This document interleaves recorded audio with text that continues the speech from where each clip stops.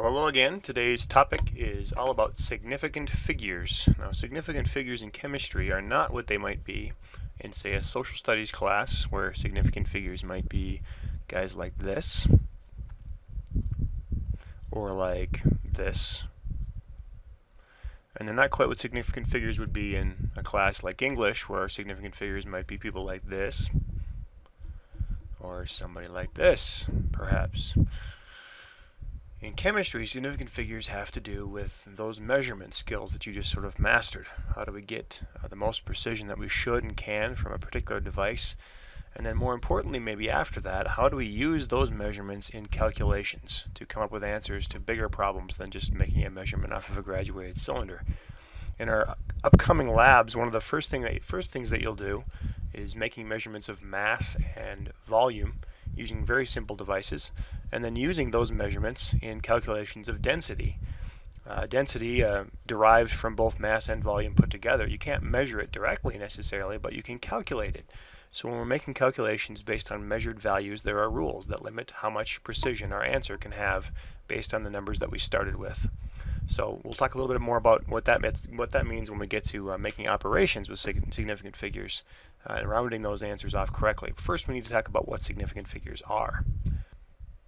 So significant figures are the values or the numbers or the digits in a measured value that you're certain of. Now that can sound a little bit weird at first. Am I not sure of all these numbers? Am I guessing at some of these? And the thing isn't so much are you guessing at them so much as are they measured values that actually count, or are they actually representing part of the mass of an object, the volume of a fluid, and so forth, or are they just filling a place in the number in order to get us to the digits that actually matter? And you'll see some examples of all sorts of different values that have values or digits or figures that are significant and aren't significant in some examples that I'll take you through. So I'm just going to show you some examples and sort of how to determine which of the digits or figures in the number are significant and aren't. So the first rule is this one: all non-zeros are significant. So in any number that we write down in lab, there will be non-zero digits, anything 1 through 9. And so this value given on the screen, 5.432, is a value that we might take for mass from a rather precise balance or a different device. And in this case, we've got 5.432. All four of those digits are non-zeros and therefore are significant, or I'm sure of all of those numbers. There aren't a lot of measurements that have all non-zeros in them, but when you do have a value like that, it's quite simple. You just count up each digit and you'll know that everything counts. So in this example, I've got 5.432. That's 4 significant figures. So if I'm writing down the number of significant figures in that value, it would be 4. None of those values is a guess or a place-holding digit. The second rule says that zeros that are between other non-zeros are also significant. In other words, in this value, I've got 40.319. The 0 there is between the 4 and the 3. The decimal point doesn't affect it in this case. It's just sort of there. But the important part is that the 0 is between the 4 and the 3, and therefore it fits under this rule. That 0 is part of the measurement just as sure as the 4, the 3, the 1, and the 9. So what this really tells us is that to sort of extract or dissect this measurement, it would be saying we have 4 tens, 0 ones, 3 tenths, 1 hundredth, and 9 thousandths all put together, 40.319. And so we are sure about 0 in the ones place. There are no ones in this value. And sort of again, we're taking it apart in that case, and that 0 is a measurement that we made for sure. What it boils down to later is that you can't have a 0 that's in between a bunch of other non-zeros and have those numbers be rock solid and measured digits that we're sure of, and have the 0 just be an estimate or a placeholder. It's kind of impossible, I guess, to build a solid value around a 0 that doesn't matter. And you'll find out more of what that means when we get into some values where the zeros don't matter. So rule number 3 is that any zeros that are only there to mark a decimal point are not really significant. And this is an example for the first time now of an insignificant number. The 0 in this value, 0.189, isn't really telling us an amount of anything. If I were to take this number and think about it as a fraction, it would be 189 thousandths, or 0.189, 189 thousandths. If I say it like that, I don't say the 0. and so it's sort of insignificant. It's not really part of the value at all. A lot of you, in fact, I'm sure, if you were to write this number down from a measurement in a lab or something, might even leave the 0 off. Some of you don't write the zeros in front of decimal points in this case, if that's all that's there. And what that 0 is really doing then, and in some of cases, for some of you in your penmanship, it might be that your decimal points are very small, and so the 0 is actually really nice to have there so that I don't miss your decimal point. Some of you make very emphatic and dark decimal points and don't need a 0 in front of it. Well, when you don't have that 0 in front, it's possible to lose the decimal point. So really what that 0 is doing is marking the decimal point. Therefore, it's not part of the measurement, which in this case, again, as a fraction, would be 189 thousandths. You probably would never say it like that, but that's what it represents. So that 0 is insignificant, and this value would have 3 significant figures. The fourth sort of category would be zeros that are only there to show our rounding. So in this value, we have 2,500. And notice when you say it like that, 2,500 or 2,500, we're kind of skipping right over the tens and ones place. Now, you'll find out that that doesn't always work. How you say it isn't always the answer to how many significant figures there are and what's significant and what's not. But the way I want you to start looking at numbers like 2,500 when we write it like this is that we've rounded this value off to the nearest hundred. That's sort of how we want to interpret a number like 2500. This value has been rounded to the nearest hundred, and so approximately 2,500. Another good example of that might be if someone asked, how many students are at Bismarck High? Well, this year it's a little higher than usual, but it's around 1,600. And by the end of this week, the way we're adding students, it might be more than that. It might be 1,700. But if we were to say about 1,600, no one would look at that number and expect that it's exactly 1,600 and that's it, perfectly that number. They would know it's probably, give or take, within a few dozen of 1,600. So when we say that, we're rounding off to the nearest hundred. If you could emphatically say the exact number of students in our building, you're either probably working down in the office where they have that number close to them at all times, or else you're just really obsessed with Bismarck High trivia, which is unnecessary but kind of cool, I guess. So 2,500 or 1,600, those are all rounded off values, and that's the way we want to see them from now on. And that makes those zeros rounded off products of rounding. What if the actual number this had come from was 2,498? Well, those zeros are the result of the rounding. Without those zeros, you'd have 25, and that wouldn't be anywhere close to the right number, so those zeros are stuck in there just as placeholders to show that we've rounded without losing the value itself, which is supposed to be around 2,500. So this number would have 2 significant figures, the 2 and the 5, because they're non-zeros. The fifth rule is that zeros that add precision to the end of a number are significant. Now this is kind of the answer to the question, well, what if there were exactly 2,500 items? Or what if there were exactly 1,600 students at Bismarck High? How would we write that and not show rounding without losing that precision? How would we show 1,600 exactly? Or in this case, 2,500.0. When you put zeros on the end and you show a decimal point, and then in this case even add another 0, this is showing that we're certain all the way out to each of those places. These zeros, all 3 of them in this case, are significant because they show that we've measured with certainty to the tenths place. So if we were to measure the mass of a piece of metal in grams to the nearest tenth, 2,500 grams exactly to the nearest tenth, we would want to be able to show that precision. Otherwise, someone would think perhaps that we had just rounded it off from about 2,500. In this case, putting zeros on the end, adding a decimal point, and then adding another 0 even, gives us finally 5 significant figures. The decimal point and the additional 0 as well both increase the precision. If I'd only written this number, 2,500, without the additional 0 but with the decimal point, 2500 point, that would have had 4 significant figures because putting that decimal point on the end implies that you're measuring to the place right in front of it. In that example, to the ones place. In this case, we've added 1 more 0, so we've got a 5th significant figure, and this is even more precise than before. So hopefully you can see that there's a difference between 2,500, as we see here, and 2,500.0, as we see here.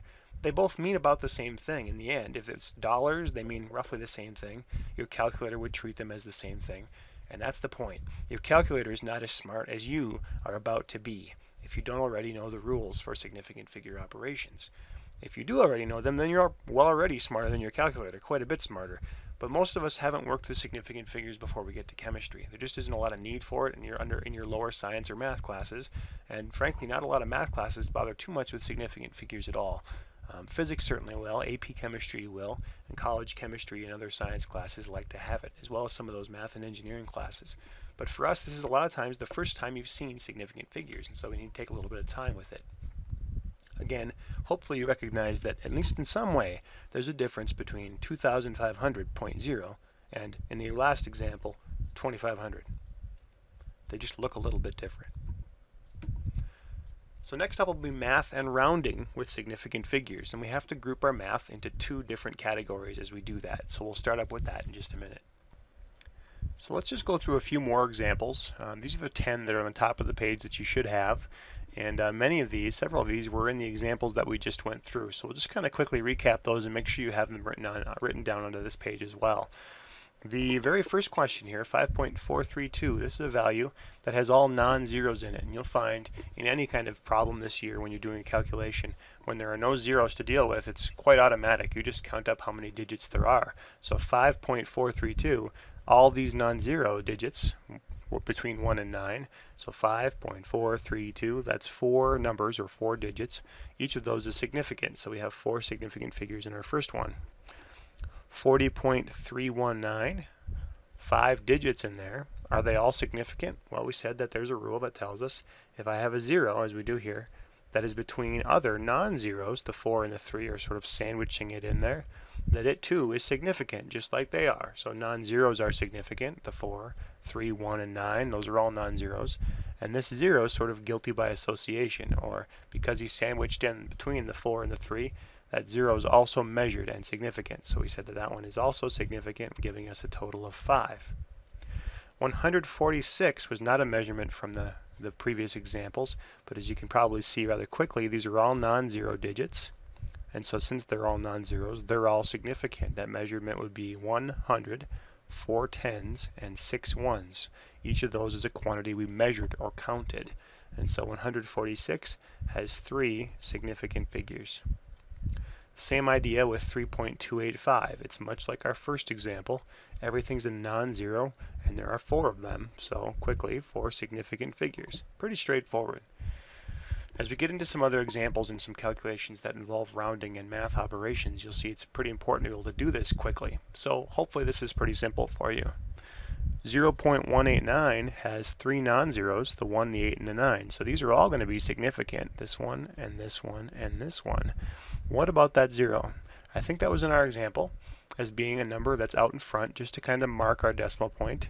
And when we read this off as a fraction, I told you we'd call that 189 thousandths, or 1,000ths. And so 189 thousandths sort of forgets all about that 0, which isn't important at all. It's just holding out in a place or helping us to keep track of that decimal point there. So only the 1, 8, and 9 are significant. The 0 is not. Therefore, this value has just 3. Let me clear those little dashes off so we don't have any extra clutter in our way here. 2,500, like I mentioned before, it sounds like an estimate, an approximation. And what we've done, or what we have to assume we might have done, or that the user, the person who gave us this measurement from the lab perhaps, has done, is rounded to the nearest 100, which is in our 5 here. Our 5 is in the hundreds position. And so 2,500. We don't say 0, 10, 0, 1s because we have to assume, even though it might not be true in every application, we have to assume that we've rounded to the hundreds place, and therefore just 2 significant figures. The zeros are just filling those spots in so that we don't end up with 25, which wouldn't be the same at all.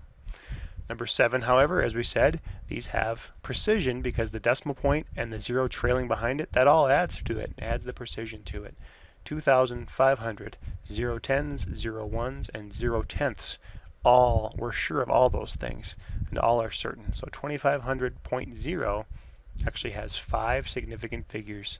Those zeros out there count too. Now if you're looking at that number like I mentioned before, if we were to write it as 2,500 and put a decimal point behind it without adding the 0 that we've got in the example here, this value would actually have 4 significant figures. So just by adding this little decimal point, that makes the 0 in the tens position and the 0 in the ones position count as significant. We're sure of those things. We've measured, in this case, with certainty, all the way to the ones position. That has 4 significant figures, that one would. Now let's quickly knock out these last few examples. When we're working with numbers that have scientific notation, as you see here, 1.04 times 10 to the negative ninth. It's important when we're working with numbers like this, and you will on occasion in chemistry have numbers written in scientific notation. It's important to know that you only need to consider the base, this part right here. You don't even care at all about this business over here as far as counting up the significant figures. Well, that makes our life a lot simpler. 1.04 looks a lot like any of the other numbers we've been dealing with here. In fact, the rule that we're worried about here, hopefully you recognize, is that old guilty by association surrounded by other non-zeros here. The 1 and the 4 being non-zeros, surround the 0 and make it significant. So the 1, the 4, and the sandwiched in the middle 0, all significant, giving us a total of 3. So it's a lot like example number 2, where the 0 was sandwiched in between a 4 and a 3.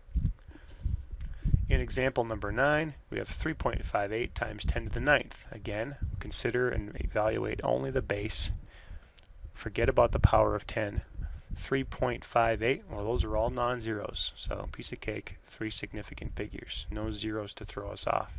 And lastly, a big value here with all kinds of decimal places behind it, 5 decimal places.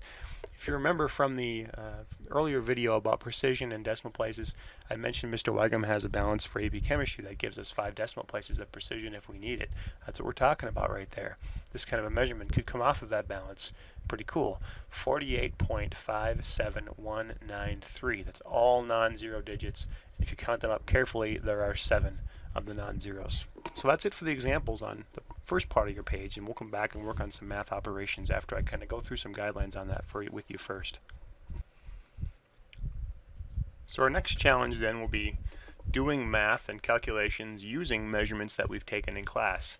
And then significant figures really become important because they not only are important in each individual value that we measure, but they're also going to be a key part of how we round off our answers. If you've always wondered, how do I round off an answer from a calculator? A calculator will fill the screen with digits all the way across, and you need to know where to cut off the answer and how many digits to write down. Sometimes it's one of those questions that students are stuck asking their teachers day after day. How do you want us to round these off? And a teacher might just pick an arbitrary number. Give me 1 or 2 decimal places or something. If the teacher teaches you significant figures, you'll never have to ask that question again. And I'm hoping that that'll be the case for you in this class. So let's start with addition and subtraction first, since that's a fairly simple thing that we're going to add just a little tweak to. We're going to make your addition and subtraction ever better than before. So here's the rule. I want to write this down. When adding and subtracting, and we'll do less of this, I can tell you, than multiplication and division in chemistry, but we'll still do some. So when adding and subtracting, the rule is that your answer should have as many decimal places as the original value with the fewest decimal places. So take a moment, maybe pause and write that down. And what does that mean exactly? Well, if I'm adding up a series of numbers, we want to look for more or less the weakest link. Now, there used to be a TV show on called The Weakest Link. It had a cranky old red-haired British woman who would just make fun of everyone and call them stupid the whole time, basically. And she would always be looking for the weakest link. But they were the one who was holding back the team, perhaps. And we're not looking for that in a team situation here, but in each series of numbers that we add, there is a weakest number, the one that has the fewest decimal places, and that's the one that limits how good the answer can be that we take from our calculator. So let's look at number 14 on your worksheet examples here. 14 gives us 4 numbers to add together: 30.5, 16.82, 41.07, and 85.219. Now, each of those is fine and good on its own. We could go through and count up the significant figures for each one. If we punch that into a calculator, it'll give us this, 173.609. And that's all great and fine. Your calculator's right. That's what that adds up to be. However, when we're working with mathematical measurements, or I guess quantitative observations in chemistry, we want to be able to round those things off when we do an operation as simple as this. Because in actuality, that's an answer, but it's not the answer that we want. It's not the best answer. Our answer can only have as many significant figures as the weakest one did in that series of numbers. If you take a look at those, which one of those is the weakest? Decimal places wise is the key for addition and subtraction. 30.5 has 1 decimal place. 16.82, 41.07, each of those has 2 decimal places, and then 85.219 has 3 decimal places. So the fewest of those, the weakest of those, is the first one, 30.5. And because that only has 1 decimal place, our answer must be rounded to have only 1 decimal place. Now you round it just like you've always rounded numbers since you learned how to round way back when. 173.609 rounded off to 1 decimal place or to the 10th place. You would round the 6 up or down based on the number behind it. Well, since the number behind it is a 0, we round it and leave it at 6. More or less just shave off the 0 and the 9, and we have 173.6. So when adding and subtracting, it's as simple as that. When multiplying and dividing, the rule is similar but not quite the same. When multiplying and dividing, your answer should have as many significant figures as the original value with the fewest significant figures. So notice the difference. The last rule had to do with decimal places. This one has to do with significant figures in the entire number, not just after the decimal point. So take a moment and write that rule down. It's going to be an important one. You'll find it's quite similar to the addition rule, except we're talking about significant figures instead of decimal places. And we'll look at an example. Number 24 on your sheet says 2.89 times 4.01. Well, punch that into your calculator, and your calculator will spit out an answer, because it doesn't know any better, of 11.5889. Now if we take a look at those two initial numbers, 2.89 has 3 significant figures, and 4.01, hopefully you'll say, because the 0 is sandwiched in between non-zeros, also has 3 significant figures. And so because 2.89 has 3 and 4.01 has 3, your answer must be rounded to have only 3 significant figures, not 3 digits after the decimal place, but 3 total significant figures. So 11.5889, you can round that lots of ways. You could round it off to 11.589. You could round it off to 11.59. You could round it off to 11.6. You could round it off to 12. And if you're being very extreme, you could round that number off just to 10. In other words, you're rounding it off to the nearest tens place. You probably would never do that. But those are all different options, different ways you could round it. Which one's right? Well, it's the one that has as many significant figures as our original weakest number. Now, these two starting numbers on the left are equally weak. Each has 3 significant figures, and therefore you must choose the rounded answer that has 3 significant figures, which hopefully you'll identify as 11.6, 3 significant figures. So that's your finished answer when it comes to multiplying and dividing in that example. Let's look at another problem. Now this is one that's going to kind of maybe throw your mind for a loop at first. Number 29 says 5 times 5. Well, ever since I was a little kid, I learned that that was 25. Maybe you were forced to endure flashcards, and around the world as well. Full disclosure, I wasn't forced to endure around the world with flashcards. I loved it because I could kick everyone else's butt. But truth be told, I understand that not everyone liked it as much as I probably did. But I do remember 5 times 5 being 25 for as long as I can remember. And so in the end, isn't that the answer? Well, it turns out that no. In this example, it's not, because 5 has 1 significant figure, and the other 5 does too. So our answer cannot be 25, which has 2 significant figures. That's not cool. We have to round that so it has just 1. So the answer would actually have to be 30, which if you look at it, the 3 is a non-zero, so it's significant, and the 0 is not. So 5 times 5 is now 30, and before you start to panic, don't start thinking that in chemistry class I'm going to be totally lost and confused, because in chemistry 5 times 5 is 30 and not 25. That's not what I'm saying at all. In the end, the important thing is that you make measurements that are good, so that you're not trying to take 5 times 5 and force it to be 25 when your weak measurement doesn't allow you to make it that at all. And you'll see what we mean as we go. I like to tell students that I'll never force you to use equipment that's so poor that 5 times 5 will have to be 25.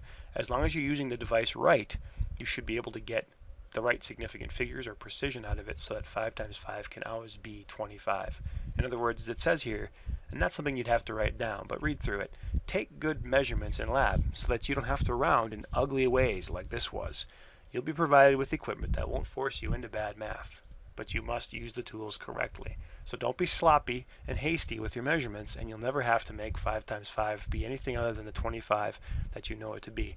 In fact, if you use the device just right, you might have 5.00 times 5.00 equals 25.0, and that looks a whole lot better than 30 in the end.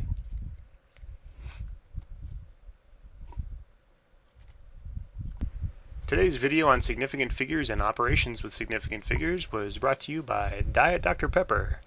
Tastes just like the original Dr. Pepper. And by my favorite brand of sunflower seeds, Spitz. Now the particularly good ones are Spitz Chili Lime, the best of all. I do have to confess that my favorite sunflower seeds are made in Alberta, Canada, but they are so good that they're worth it. So give them a try. And if you're interested in a funny clip from Ace Ventura on sunflower seeds, click on the link in the bottom of the screen. Check it out.